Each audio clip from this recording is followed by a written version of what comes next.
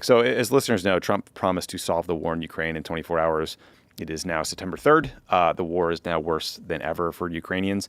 The White House, they threw together this Alaska summit with Putin, the big meeting with Trump and Zelensky and the Europeans, and they promised all this follow-up, like a bilateral meeting between Russia and Ukraine and maybe a trilateral meeting with Russia and Ukraine and the U.S. We were told we'd see details of a security guarantee for Ukraine. And here we are weeks later, Ben, and literally none of that has happened. So what is going on? Obviously, a lot of this stems from bad strategy. It stems from Donald Trump only caring about headlines and not follow-up or substance. But it's also increasingly clear that Steve Witkoff, Trump's golf buddy, turned envoy for everything, it's just kind of an idiot. So we gave Witkoff a bunch of credit and the benefit of the doubt early on when Trump got the Gaza ceasefire over the finish line. But things have gone downhill everywhere since. Politico and Reuters did some deep reporting on the impact of Witkoff's incompetence that was worth highlighting. So a lot of the challenges stem from process. So apparently Witkoff takes meetings with Putin or other leaders one-on-one. At least once he used Putin's translator and didn't bring his own, which is insane. At least once Witkoff didn't bring a standard State Department note taker to his meeting with Putin. And that led to huge problems because back in August, you had Witkoff telling European leaders that Putin was prepared to withdraw from parts of Ukraine and offer major concessions to end the war. Specifically, Witkoff had told them that Putin said if he got to keep the Donetsk and Luhansk provinces, he would withdraw from Zaporizhia and Kherson, which would have been a kind of shocking major concession. But then, apparently a day later, Marco Rubio had to call those leaders back and do cleanup and say, actually, Putin just said he wouldn't demand that the West formally recognize Zaporizhia and Kherson as a Russian territory, didn't offer to withdraw troops. It's a big change. And that confusion, I think, led to the rush to Alaska summit and, all we've seen since. And then Politico talked with 13 people, both U.S. officials and foreign officials, who have dealt with Witkoff. And here's some of what they reported. One, Witkoff won't meet with or consult with experts, and he doesn't have a lot of staff to help him. And the staff he has often doesn't know where he is or what he's doing because he just camps out in the West Wing while his team is at the State Department kind of wondering what's going on. He apparently pops in and out of meetings, goes to the high profile stuff and then, quote, fucks off to his life again, end quote, meaning he's not engaged in the day-to-day grinding work of diplomacy. And it also means in practice, other U.S. government officials don't know where he is, don't know what he said, don't know what he heard from Putin at a key meeting. And then they say Witkoff reportedly doesn't read his briefings daily, doesn't even check his government email sometimes, some days.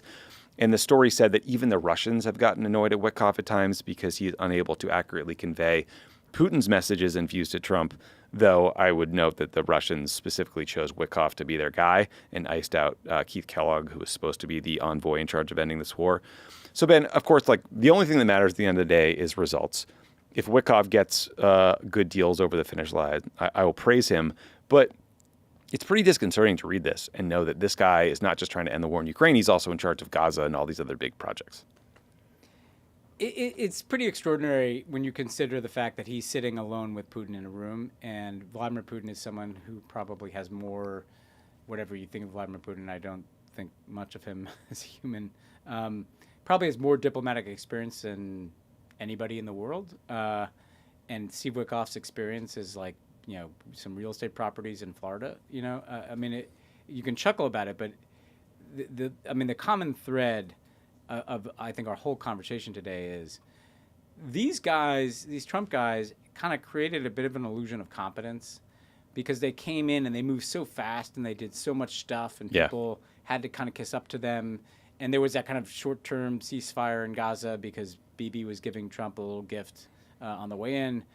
But actually, if you pull the camera back, what you see is just stupendous incompetence and lack of qualification. And it's not hard for Steve Witkoff to grab an expert, take your pick from the State Department, from the Defense Department, from the CIA. There's a lot of people in the U.S. government.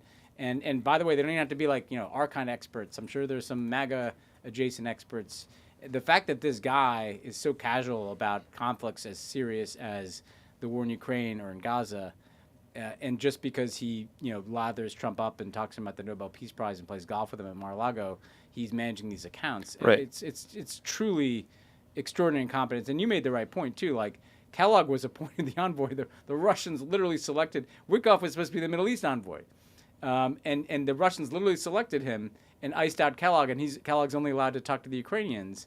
And if you can't even pass messages back and forth accurately, I mean, that's like the lowest common denominator of what a diplomat does. Right. The last thing that's just worth pointing out is that Steve Witkoff's son is in this crypto business with Eric Trump and Don Jr. What is it, World Liberty Financial? Yep.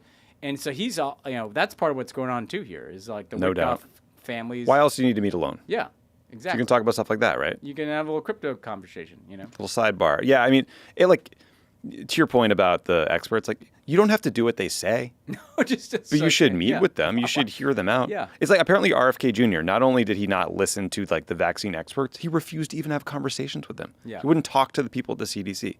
It's like, also, do you see J.D. Vance kind of lost his mind about this story on Twitter, like wrote an op-ed, which does tell you that like Witkoff's feelings matter to Trump. So there's some real sensitivity there. But, like, I don't know, man. Get your shit together. Just picking envoys for the Mar-a-Lago membership rules is probably not the best way to staff a government. No. But it is where we are.